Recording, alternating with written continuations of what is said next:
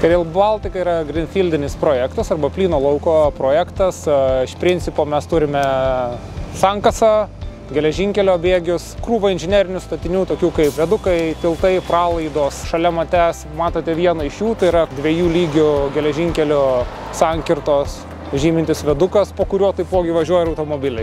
Šiuo konkrečiu atveju mes stovime viename iš 2 ruožų. Ruožo ilgis yra 10 km, jisai jau juda į pabaigą. Ir turime antrąjį ruožą, kuris įpusėtas ir 17 km ruožas, kuris bus užbaigtas kitais metais. Čia vietoje susikerta 2 tipų geležinkelių vėžė, senoji 15-20 ir europinė 14-35 mm vėžė.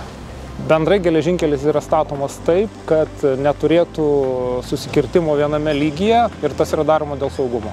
Kalbant apie Rail Baltica, svarbu paminėti ir tai, jog šis projektas užtikrins Lietuvai ir Baltijos šalims kartu ir karinį mobilumą, o tai reiškia karinį saugumą.